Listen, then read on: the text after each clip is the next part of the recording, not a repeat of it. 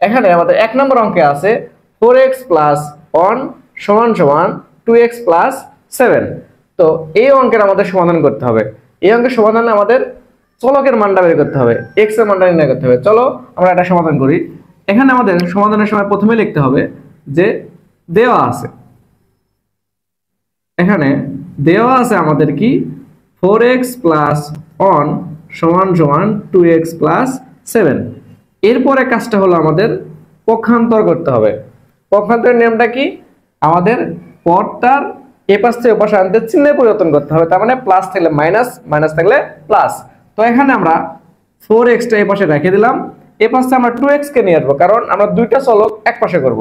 এখান থেকে যদি আমরা 2x টাকে নিয়ে আসি, 2x আমাদের এখানে আছে প্লাস, তাহলে এটা এই পাশে হয়ে যাবে -2x সমান এখানে এই পাশে আমাদের 7 আগে থেকেই ছিল, আমরা এই পাশ থেকে 1 টাকে ওই পাশে নিয়ে যাব। এখানে আছে প্লাস এর 1, তাহলে ওটাতে ওই পাশে হবে মাইনাস এর 1।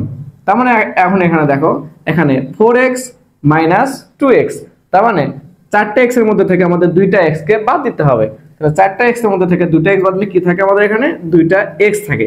সমান এখানে 7 থেকে 1 বাদ দিলে কত থাকে, 6। তাহলে দেখো এখন এখানে আমাদের কি করতে হবে, এখানে 2 আছে, এখানে গুণন অবস্থায়, সেই 2 কে যদি আমরা ওই পাশে নিয়ে যাই তাহলে যাবে কি ভাগ। এখানে আমরা পক্ষান্তর করব, এখানে আমরা x কে রেখে দিলাম, রেখে দিয়ে 2 কে পার করে দিলে আমরা 6/2। তাহলে আমরা জানি যে 6 কে যদি আমরা 2 দিয়ে ভাগ করি, 6 কে 2 দিয়ে ভাগ করলে কত হয় 3। তাহলে আমাদের সমাধানটা কত হলো, x = 3। আমরা বলতে যে অতএব নির্ণয়ের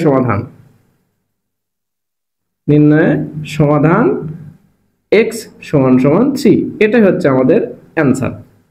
তুমি চাইলে এখানে শুদ্ধি পরীক্ষা করতে পারো। তার শুদ্ধি পরীক্ষা আমরা লিখতে শুদ্ধি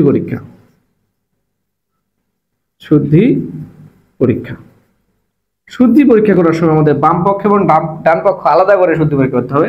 তাহলে তো এই